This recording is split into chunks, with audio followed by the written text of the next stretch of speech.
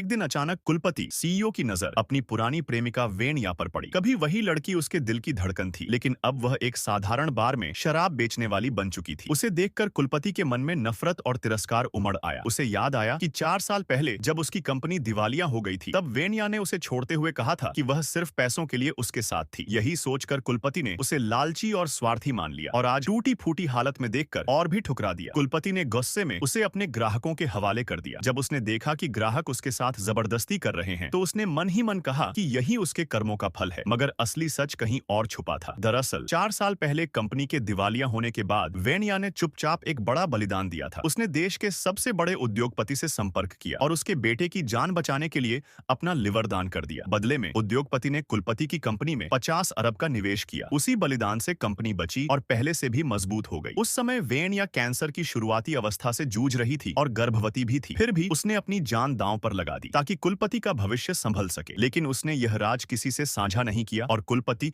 उसे धोखेबाज मानता रहा। समय गुजरा और 4 साल बाद जब वेनिया अस्पताल गई, तो डॉक्टर ने बताया कि उसका कैंसर पूरे शरीर में फैल चुका है और उसके पास केवल 2 महीने की जिंदगी बची है। अब उसकी सबसे बड़ी चिंता उसका 4 साल का बेटा था, जो दिल की गंभीर बीमारी से जूझ रहा था। उसका ऑपरेशन संभव था, लेकिन 10 लाख रुपए की जरूरत थी। पैसे का इंतजाम करने वह बेटे के साथ बाहर निकली। तभी उसकी मुलाकात कुलपति के जिगरी दोस्त से हो गई। दोस्त हमेशा मानता था कि वेनिया ने कुलपति को धोखा दिया, इसलिए जब उसने बच्चे को देखा तो और भी गलतफहमी में पड़ गया। लेकिन सच्चाई जानने के लिए उसने डॉक्टर से बात की और राज खुला। डॉक्टर ने बताया कि 4 साल पहले वेनिया गर्भवती होते हुए भी लिवर दान कर चुकी थी और उसी समय से पहले सर्जरी कर बच्चे को जन्म दिया था। बच्चा कुलपति का ही बेटा था, यानी जो कुछ भी आज कुलपति के पास है वह सब वेनिया की कुर्बानी की वजह से है। दोस्त यह सच बताने भागा, लेकिन उसी समय उसने क्लास ग्रुप में एक वीडियो देखा जिसमें कुलपति बार में वेनिया को शराब पीने पर मजबूर कर रहा था। असल में वेनिया अनजाने में उसके ग्राहकों वाले कमरे में पहुंच गई थी। कुलपति ने उसे पहचान लिया और पूछ बैठा, यह बच्चा किसका है? वेनिया ने सच्चाई छिपाते हुए कहा कि यह उसके पति का बेटा है। यह सुनकर कुलपति की आखिरी उम्मीद भी टूट गई और उसने गुस्से में उसे शराब पीने पर मजबूर किया। वेनिया के सामने बेटे की जान बचाने का सवाल था। उसने शर्त मानी कि अगर वह शराब पी ले तो उसे 15 लाख मिलेंगे। उसने पीना शुरू किया, जबकि डॉक्टर पहले ही मना कर चुका था। सहपाठियों ने यह दृश्य रिकॉर्ड कर ग्रुप में डाल दिया। वीडियो देखकर दोस्त वहां पहुंचा और बेहोश पड़ी वेनिया को संभाला। उसने कुलपति से कहा, 4 साल पहले तुम्हारी कंपनी को जो 50 अरब मिले वह उसकी कुर्बानी की वजह से थे। आज जो कुछ तुम्हारे पास है सब उसी की देन है। यह सुनकर कुलपति सन्न रह गया। जिसे वह धोखेबाज समझता रहा, वही उसकी असली मसीहा निकली।